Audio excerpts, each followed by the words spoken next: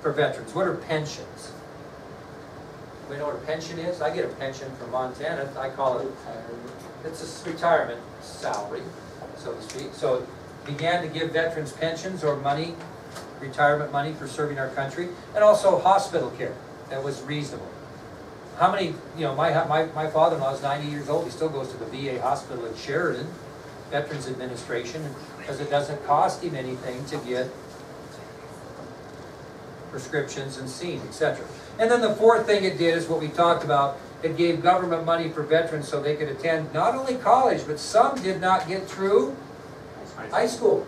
So it gave them some monies to go back and get their high school diploma, and then if they wanted to go to college, they could go to college on the GI Bill where they pay for the college. That's a great way to do it. If the military interests you and you don't have a lot of money for college, that is a good way to go to college. A lot of people do that. Now, I don't want to speak for Blaine, but I know Blaine is already enlisted in the United States Army, which I'm very proud of. But I was talking to his commander, and he actually can take classes, can you not, as you're in the service, and they pay for those as you're serving, which is part of the GI Bill. Okay? All right, the second piece of legislation that was passed during the time that Truman served out the rest of Roosevelt's term was the National Security Act of 1947. The National Security Act of 1947. You know what that created? It used to be called the Department of War. The Department of, no, not too soon, Defense. Okay? The Department of Defense was all known as the Department of War all the way through up until 1947. And the National Security Act of 1947 changed the name of the Department of War to the Department of Defense as we know it now. So we no longer have a Secretary of War, we have a Secretary of Defense. Okay? So it appointed a Secretary of Defense within the President's cabinet. It also appointed 3 assistants to the Secretary of Defense at the time. Okay, what would they have been? Secretary of the Navy, Secretary of the Army, and Secretary of the Air Force. Okay? So the law appointed 3 assistants to the Secretary of Defense, the Secretary of the Army, Secretary of the Navy, and Secretary of the Air Force. Now, did we have these positions unofficially prior? Certainly we did. Wasn't Theodore Roosevelt Assistant Secretary of the Navy? Okay, so we had them unofficially. What the National Security Act of 1947 did is created the Department of Defense, the former Department of War, and made official these assistants and the Secretary of Defense. Okay, the third piece of legislation was the 22nd Amendment to the United States Constitution. That was passed during the time that Harry Truman served out the rest of Roosevelt's term. And it had a lot to do with Roosevelt. So what did the 22nd Amendment to the United States Constitution state? Anybody know? Very good, Hannah, my dear. This law limited the length of service as President of the United States to 2 elected terms. So you can only be elected twice. It limited that particular president. You know the first president that was limited by that constitutional amendment? Dwight D. Eisenhower. Okay, because he was elected to 2 terms. 52 and 56 could not run in 60. Probably could have, but didn't because of the 22nd Amendment. When was the last time we had an amendment to the Constitution? I think the 25th lower the voting age. I'd have to look at that. During Vietnam. I'll have to look that up. That's a good question. Okay, the fourth piece of legislation of importance during the time that Truman served out the rest of Roosevelt's term was the Taft-Hartley Act of 1947. The Taft-Hartley Act of 1947. Okay, anybody know what organized labor is? What do we call organized labor? We actually, yes, very good, a union. Very good, didn't have to explain it. Organized labor is a union, like a teacher. The teachers have organized labor. We have a teachers union, not very strong, but you can join WEA, Wyoming Education Association, and be part of the NEA, National Education Association, and that is organized labor. So if they treat us poorly, we can complain and somebody will fix us right up, okay? So what the Taft-Hartley Act did is it tried to reduce the powers of organized labor. Tried to union bust, so to speak. Does that make sense? Now some unions are very much stronger than others. You think that the Teamsters Union at the time was pretty powerful? Yes. Okay? So what the Taft-Hartley Act attempted to do, it was a law that tried to reduce the power of organized labor. And this is the three things that the law did to try and reduce the power of organized labor. Okay? Now, what do we hear about in this election? You know, what do we have legislation now that limits what during this election we're going through? The amount of money that, what's that? No, not that yet. Yeah, we have right now laws that state the amount of money that you can give as an organization to a political candidate. Okay, you can donate to their campaign. So the first thing the Taft-Hartley Act did is it restricted the amount of money that unions could contribute to political campaigns. Because they want something in return, do they not? If they give a lot of money. Okay, so it restricted the amount of money that unions could contribute to political campaigns.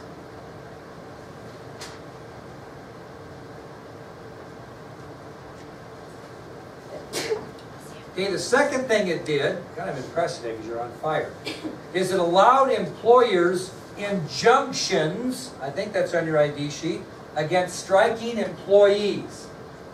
Okay?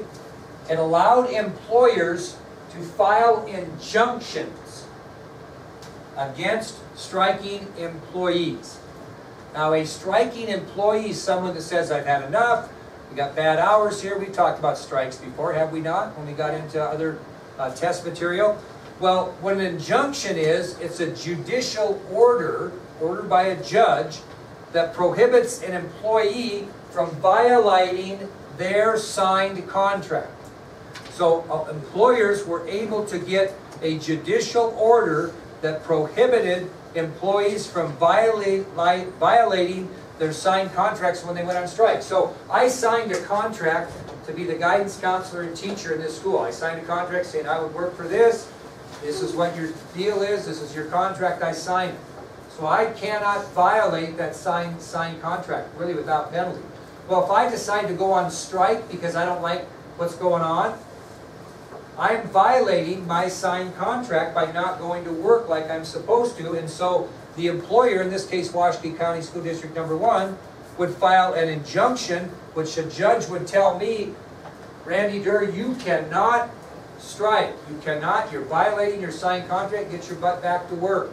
Can't do that. That's the second thing that the Taft-Hartley Act did, is it allowed employers to file injunctions against striking employees. In other words, a judicial order is an injunction that prohibits any employee from violating their signed contract.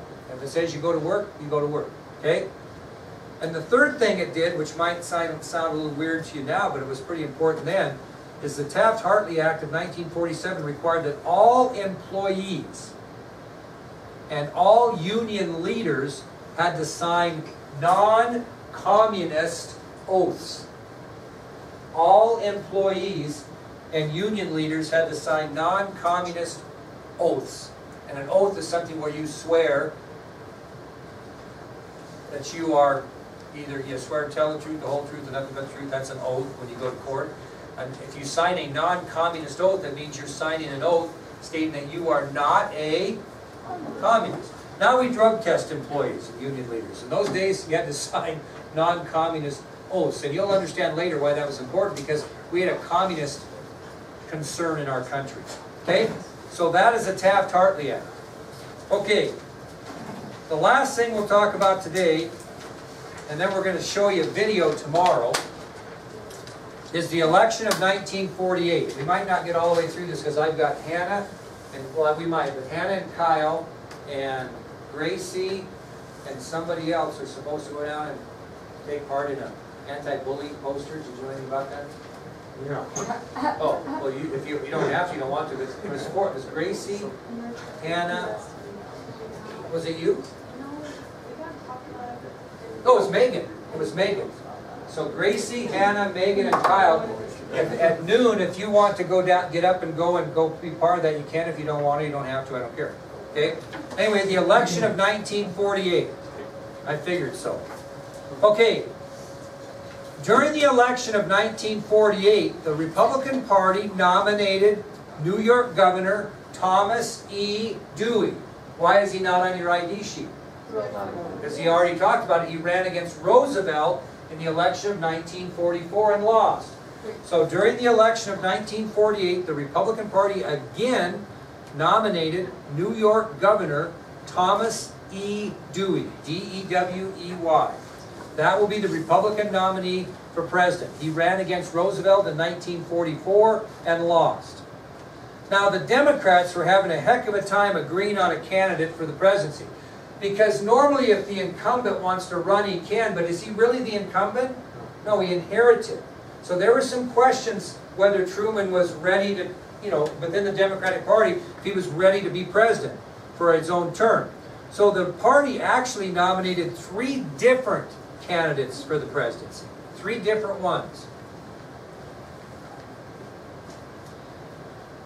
Now, the Democratic Party, which was made up of a majority of the Democrats, they nominated President Truman to be elected to his own term. The majority of the Democrats. But there were Democrats that were not very hot on Truman, and actually they didn't agree on everything either. So the Southern Democrats formed a new political party called the States' Rights Party. Southern Democrats formed a new political party and they called it the States' Rights Party. And they nominated South Carolina Governor J. Strom Thurmond for the presidency. So the Southern Democrats, I'm going to bring up the first picture of the year. The Southern Democrats, who were not real thrilled with Truman, formed a new political party called the States' Rights Party. And they nominated South Carolina Governor J. Strom Thurmond for the presidency. Interesting guy, because he was served in the Congress, the Senate forever. I mean, he was there until he was in his 90s. This guy, outlived them all. He's the only guy that served longer in the Senate than Ted Kennedy.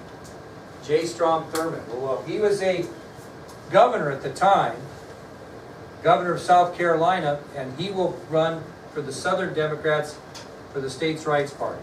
Okay?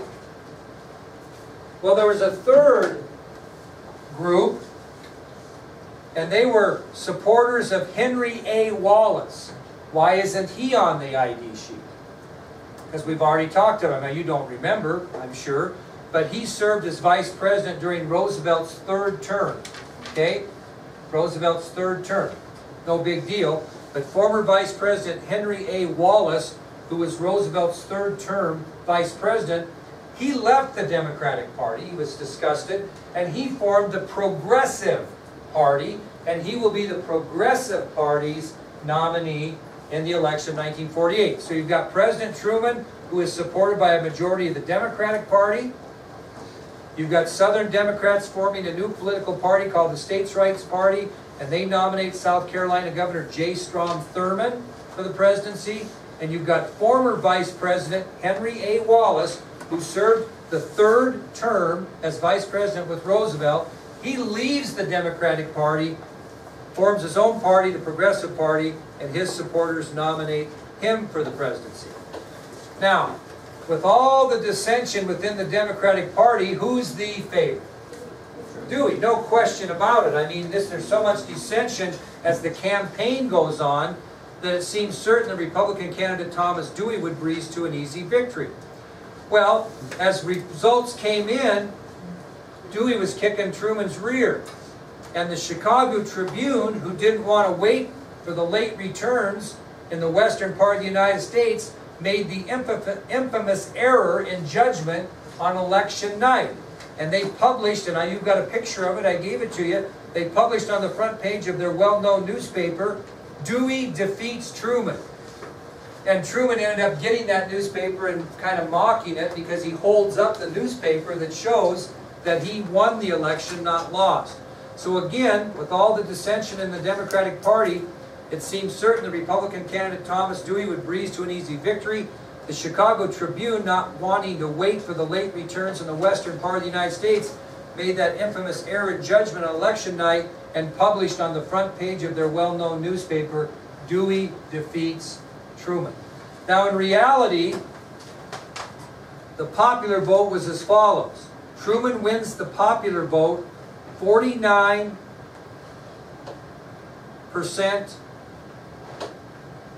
to Dewey's 45%. 49% to 45%. Does that add up to 100? So it tells you that votes went to who? Wallace and Thurman. Okay? Now, in the Electoral College, which matters, Wallace got no electoral votes.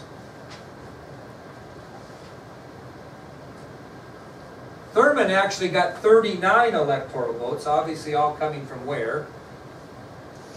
South. Truman had 303, Dewey had 189.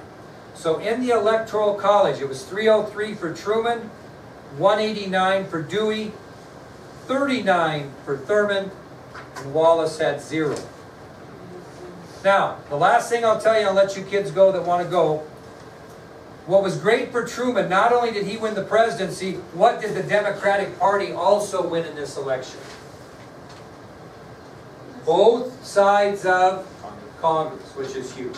Okay, very good. So tomorrow, we're going to show you a video on the election of 1948, which will go in a little more detail. I think you'll like it.